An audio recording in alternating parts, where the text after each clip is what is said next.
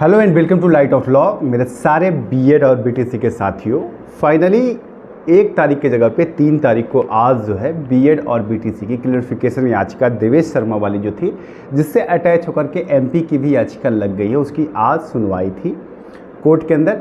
इस कंटेस्ट में रिसेंटली छत्तीसगढ़ का जो जजमेंट आया है जिसमें बीएड को बाहर किया गया है, इसका रेफरेंस लिया गया। साथ ही बिहार में जो छठे चरण के शिक्षकों को बाहर करने का हाईकोर्ट का ऑर्डर है उसका रेफरेंस आया। उत्तर प्रदेश के शिक्षा मित्रों का रेफरेंस आया और इसके बाद से ओपन अप हुआ केस और तमाम सुनवाई बहुत ही बेहतर तरीके से चली। इसमें जो है बीएड के लिए क्या कंक्लूसिव था, जहां पर एक टाइम पर आकर के ऑनरेबल जस्टिस अनिरुद्ध बोस ने कहा कि हम प्रॉब्लम को सॉर्ट आउट करना चाहते हैं, जबकि डीएलएड के पद से जो आर्ग्यूमेंट आ रहे थे उनका हम प्रॉब्लम को सॉर्ट आउट करना चाहते हैं, जबकि आप जो है एक नया प्रॉब्लम क्रिएट कर रहे हैं इन सब तर्कों से। तो तमाम पहलू पे बात हुई। मैं चाहता हूं कि इन सारी चीज़ों पे मैं आपसे 1 बाय 1 करके बात करूंगा। अगर चैनल पर नए हैं या पुराने साथी हैं, जुड़ना चाहते हैं, सब्सक्राइब करके जुड़े रहिए। पहले आप लोग ये एक छोटा सा क्लिप है 30 सेकंड का, देखिए आज कोर्ट में कितनी भीड़ थी, कितना गर्मा गर्मी थी, कितने वकील बीएड की तरफ से थे और कितने डीएलएड के। तमाम एक ऐसा युद्ध जैसा माहौल बन गया था कोर्ट के अंदर, जहां पे पूरे स्टेट के बीएड एक तरफ रिप्रेजेंट कर रहे थे, वहीं पूरे स्टेट के, पूरे देश के जो है डीएलएड के वकील भी रिप्रेजेंट कर रहे थे अलग अलग राज्यों से। हर राज्य का प्रतिनिधित्व वहाँ पे आ गया था एक तरीके से, और जिनको नहीं बनाया गया था उसमें पार्टी, वो भी वहाँ पे आकर के ये कह रहे थे कि हमको भी पार्टी बनाइए। तो एक बार ये 30 सेकंड का क्लिप देखिए, फिर जजमेंट की तरफ बढ़ते हैं आगे।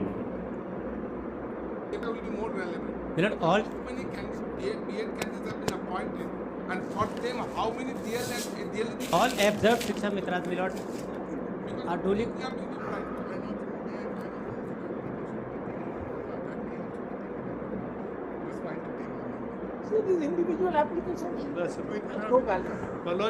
ओके साथियों, तो उम्मीद करता हूं आपने देखा कि किस तरीके से डिस्कशन हुआ। लगभग 24-25 मिनट की हियरिंग हुई।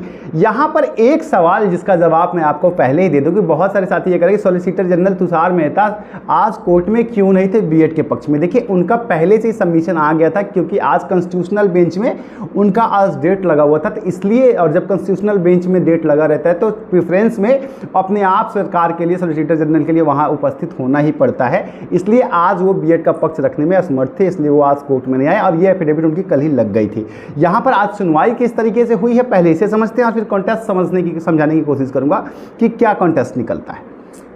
सुनवाई की ओपनिंग मीनाक्षी अरोड़ा ने किया, जो आपको पता है कि मैम जो है वो डीएलएड की वकील हैं। उन्होंने आर्गुमेंट में साफ साफ पहले ही कह दिया कि देखिए, हर राज्य से इस फैसले के बाद से बीएड को बाहर किया ही जा रहा है, क्योंकि बीएड की क्वालिटी ही नहीं है, बीएड के पास एजुकेशन ही नहीं है, एलिजिबिलिटी नहीं है आपके 11 अगस्त के जजमेंट की वजह से।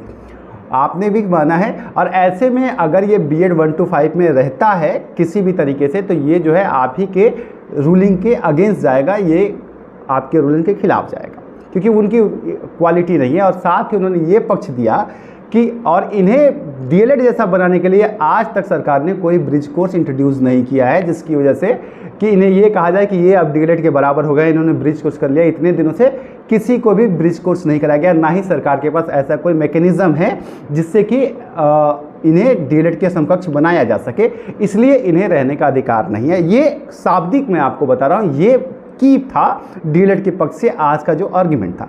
इसमें यह भी बताया गया कि इसी जजमेंट की वजह से, मतलब हाई कोर्ट्स ने भी ये सही पाया है और अभी रिसेंटली छत्तीसगढ़ ने भी निकाल दिया है बीएड को प्राइमरी से।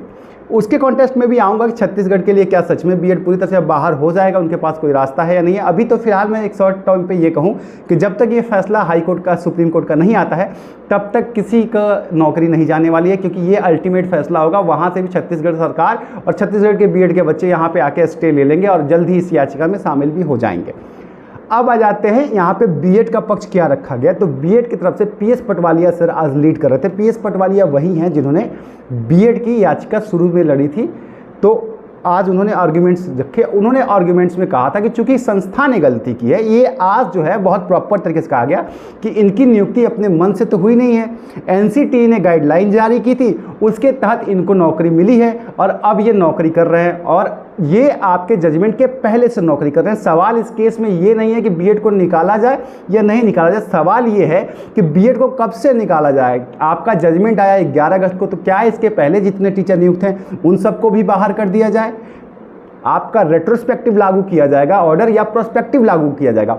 और यहाँ पर एक चीज़ और कंसर्न किया गया कि उन्होंने कहा कि इट्स लाइक अ पिंडोरा बॉक्स, ये एक पिंडोरा बॉक्स खुलने जैसा है कि अगर ये जजमेंट रेट्रोस्पेक्टिव लागू होगा तो सारे राज्य में कितने ही राज्यों में कितने बीएड है जो नौकरी कर रहे हैं। और इसमें उन्होंने एक चीज़ स्पेसिफिकली कहा कि इसमें उनकी कोई गलती नहीं है, एनसीटी ने उन्हें, सरकार ने उन्हें नौकरी दिया है, ऐसा नहीं कि वो अपने मन से आ गए, ज़बरदस्ती तो आए नहीं है।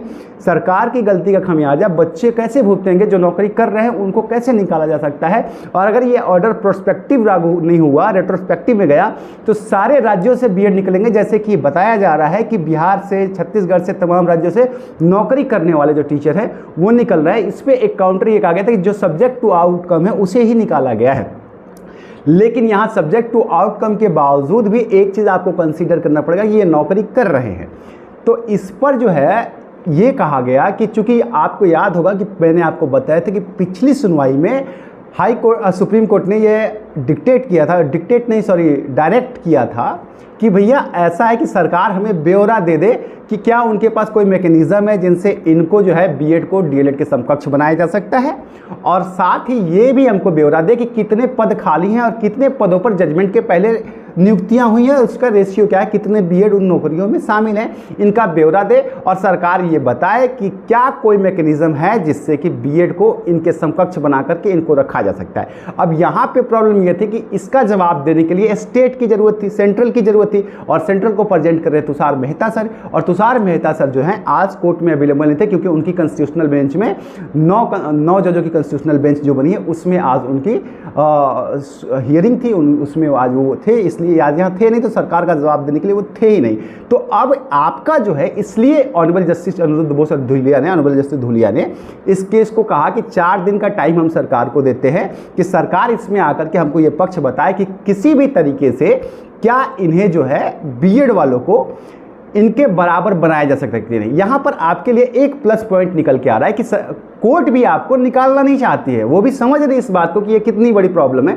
तो कोर्ट बार बार यही कह रही है कि सरकार हमको कोई ऐसा रोड मैप दे दे जिससे कि हम ये समझ ले कि हाँ भाई, उन बच्चों को जो ये पढ़ाने जाएंगे उनके लिए क्वालिटी एजुकेशन में कोई दिक्कत नहीं आएगी और ये उस योग्य बन जाएंगे कि ये उन बच्चों को पढ़ा पाएंगे। बार बार कोर्ट यही कह रही है। तो कोर्ट का ये जेस्चर आपको समझ में आ रहा है कि कोर्ट आपको निकालना नहीं चाहती है कि एकदम, अगर उसको निकालना होता तो बार बार सरकार को 2 बार, पिछली बार भी और आज भी सरकार के पक्ष के लिए उन्होंने 4 दिन का टाइम दे दिया कि सरकार हमको बताइए कोई ऐसा सिस्टम है जिससे कि इन लोगों को, बीएड वालों को 1 to 5 के लिए डीएलएड के समकक्ष बनाया जा सके। तो ये बात है। अब यहाँ पर एक सवाल आप लोगों के लिए भी है और एक प्रयास आपके लिए भी जरूरी है, जो कि मैं आपको आज ही चेता दे रहा हूँ। सरकार अगर इस चीज़ के लिए गारंटी नहीं लेती है, एफिडेविट नहीं देती है कि हम एक ब्रिज कोर्स कराएंगे, देखिए इसमें सबसे बड़ा जो पेच आया है ना वो ये है कि एनसीटी ने जो गाइडलाइन जारी किया था उसमें भी स्पष्ट तौर पर उसने कहा था कि 2 साल के अंदर हम एक ब्रिज कोर्स कंडक्ट करा देंगे और उसके बाद ये योग्य हो जाएंगे 1 to 5 के पढ़ाने के लिए। अगर ये ब्रिज कोर्स हो गया होता तो आज आपके लिए कोई दिक्कत ही नहीं था क्योंकि आप समकक्ष हो जाते डीएलएड के। लेकिन सरकार ने किसी भी राज्य में कहीं पे भी ब्रिज कोर्स हुआ ही नहीं है आज तक, इसलिए आज आप दिक्कत में हैं। और ये सरकार की लेथार्जिक अप्रोच है, एनसीटी की लेथार्जिक अप्रोच है, जिसकी खामियाजा आप लोग होते रहे। अब आपको अपने अपने स्तर से सरकार पे दबाव बनाने की जरूरत है। हम लोग अपने पद से ट्विटर के जरिए और साथ ही हम लोग धर्मेंद्र प्रधान जी को एक बार फिर से रिक्वेस्ट भेज रहे हैं कि हम लोग उनसे मिलना चाहते हैं और व्यक्तिगत तौर पे मिलकर उन्हें सारी बातें, हालांकि 2 बार बताया जा चुका है, क्योंकि आज जो हम लोगों ने कल से जो हम लोग प्रयास कर रहे हैं, शिक्षा मंत्री अभी जो है उड़ीसा में गए हुए हैं और वो जो है धर्मेंद्र प्रधान जी जो है अभी व्यस्त शेड्यूल है, तो शायद उनको 1-2 दिन में टाइम मिलेगा तो हम लोग उनसे मिलकर एक बार फिर से बताएंगे भाई इसमें ये करना है। तो गलती यहाँ पे सरकार की है। हालांकि अभी कोर्ट ने, इसलिए आज जो है कोर्ट का ये रुख अगर देखा जाए जिस तरीके से आर्गूमेंट हुए, तो कोर्ट अभी भी चाहती है कि सरकार कोई मैकेनिज्म बनाए जिससे कि बीएड वाले जो है 1 to 5 के लिए एलिजिबल हो जाए, ब्रिज कोर्स जैसा कुछ बनाए। अब देखते हैं सरकार इसमें क्या जवाब देती है। इसके बाद से सोमवार को, मतलब 8 तारीख को एक बार फिर से इसमें फैसला आएगा, सुनवाई होगी और अगर सरकार का जवाब आ जाएगा तो फिर आपके लिए फेवरेबल डिसीजन मिलने की संभावना है। उम्मीद करता हूं आपको जानकारी मिल गई होगी। मिलता हूं, प्रणाम।